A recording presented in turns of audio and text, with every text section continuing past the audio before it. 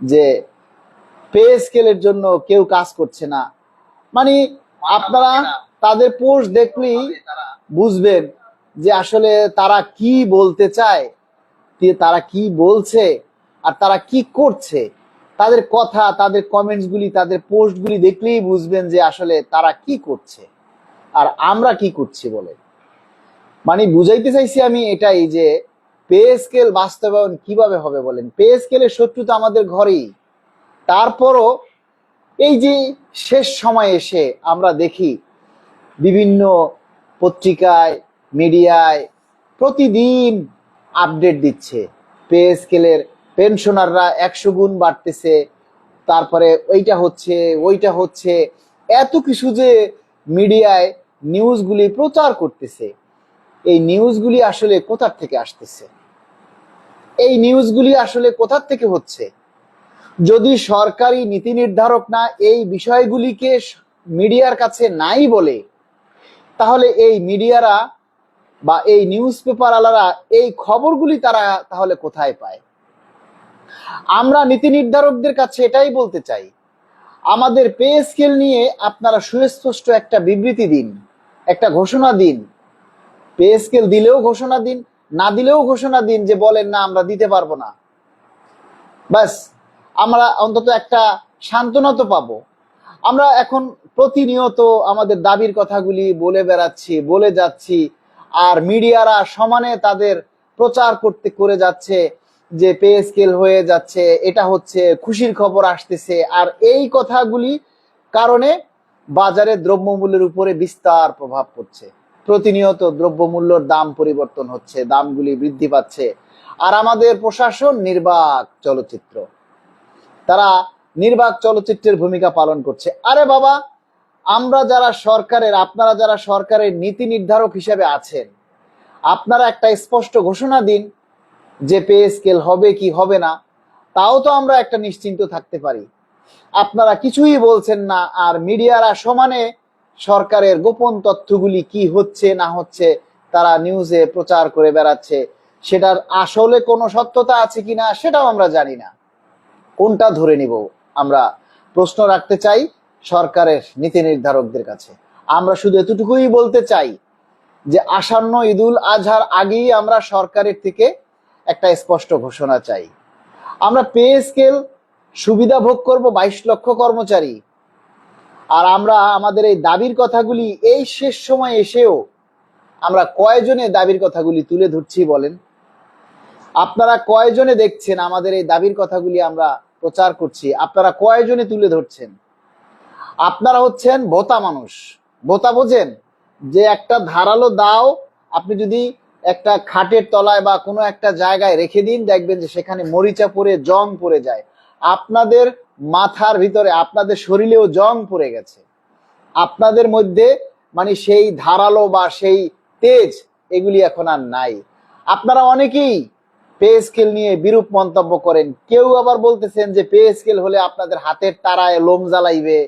কেউ বলেন 20 বছরে পে স্কেল হবে না, কেউ বলেন 30 সালে পে স্কেল হবে, ইত্যাদি ইত্যাদি ইত্যাদি। তাহলে পে স্কেল না হওয়ার পিছনে শত্রু কারা? সরকার না আমাদের কর্মচারীরা? অথচ যেই হারামজাদায় বা যেই আহাম্মকে এই সমস্ত কথা বলে পে স্কেলের গেজেট হলে সেও সুবিধা ভোগ করবে, করবে না? তখন কি তার লজ্জা লাগবে না?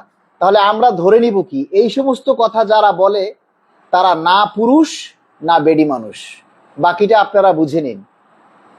আমরা এখন যে সমস্ত নেতারা, যে সমস্ত কর্মচারীরা পে স্কেল নিয়ে, আমাদের কার্যক্রম নিয়ে বিরূপ মন্তব্য করবে, যে উল্টা মতবাদ দিবে, ধরে নেবেন তারা না পুরুষ না মহিলা। সুতরাং তারা কোন জাতের সেটা আপনারা ধরে নেবেন। তাদের মুরদ নাই সামনাসামনি কিছু বলার, মুরদ নেই একটা কর্মসূচি পালন করার, মুরদ নেই সরকারি কর্মচারীদের দাবির কথাগুলি তুলে ধরার।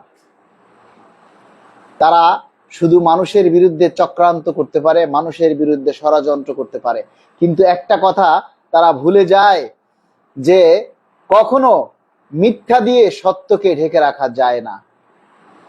আর আপনারা যারা সরকারি কর্মচারী আছেন, আপনাদের মধ্যে দায়িত্ব জ্ঞান বোধ কোনোদিনই জন্মাবে না।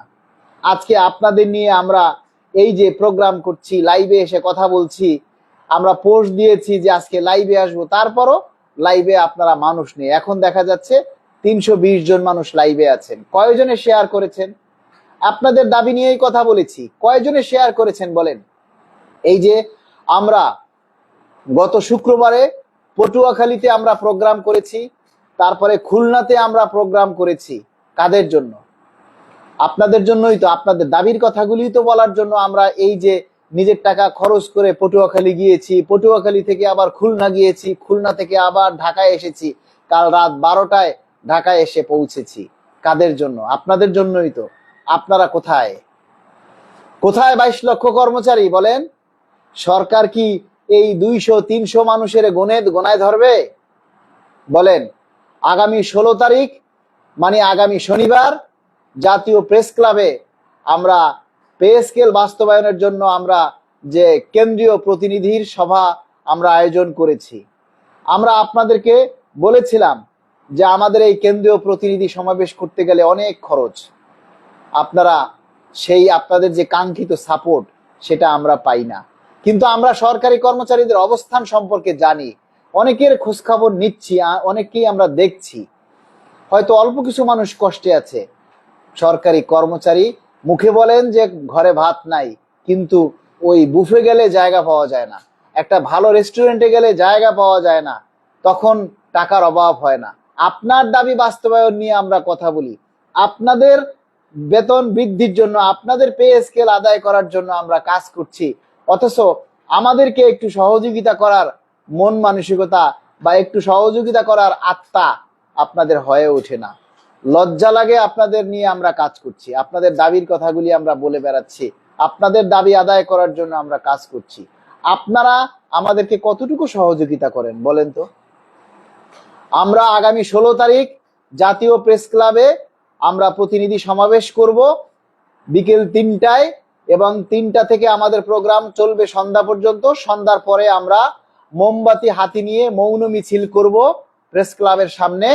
আপনারা সবাই যার যার জায়গা থেকে, বিশেষ করে ঢাকা এবং ঢাকার আশেপাশে যারা আছেন, আমি বলবো না যে অনেক দূর থেকে যারা আসবেন 2000-3000 টাকা খরচ করে গাড়ি ভাড়া দিয়ে আসবেন, কোনো দরকার নাই দূর থেকে আপনাদের আসার। বরঞ্চ আসতে গেলে যে টাকাটা আপনাদের খরচ হবে তার অর্ধেক টাকা আমাদের জন্য পাঠিয়ে দিন। আমরা আমাদের এখান থেকে আমরা যাতে সুন্দরভাবে আমাদের সেই পে স্কেলের দাবি আদায়ের প্রোগ্রামটা আমরা স্বাচ্ছন্দ্যভাবে আমরা পালন করতে পারি, আমরা প্রোগ্রামটা করতে পারি। কারণ একটা প্রোগ্রাম করতে গেলে অনেক টাকা খরচ হয়, অনেক টাকা প্রোগ্রাম করতে গেলে খরচ হয়। আপনাদের সকলকে আমরা অনুরোধ করব আগামী 16 তারিখ আপনাদেরকে যেন ডাকতে না হয়।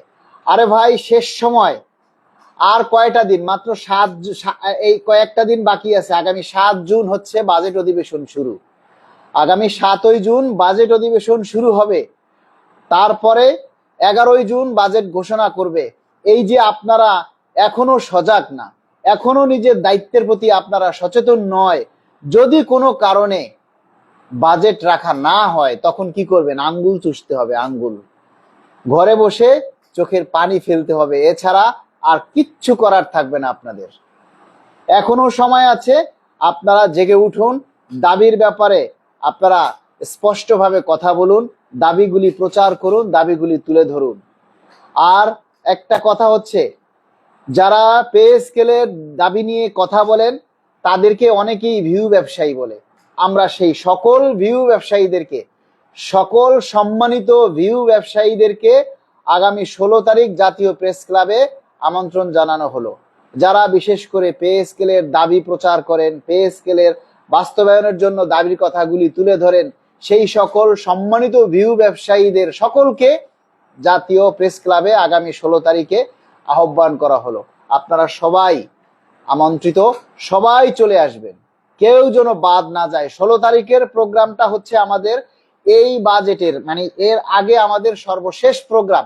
এই প্রোগ্রামের মাধ্যমেই আমরা সরকারকে বেশি ফোকাস করতে চাই, যাতে মিডিয়ারা বেশি প্রকাশ করে, আর আপনারা নিজেরাও যাতে আমাদের দাবির কথাগুলি যার যার মতো করে প্রচার করেন।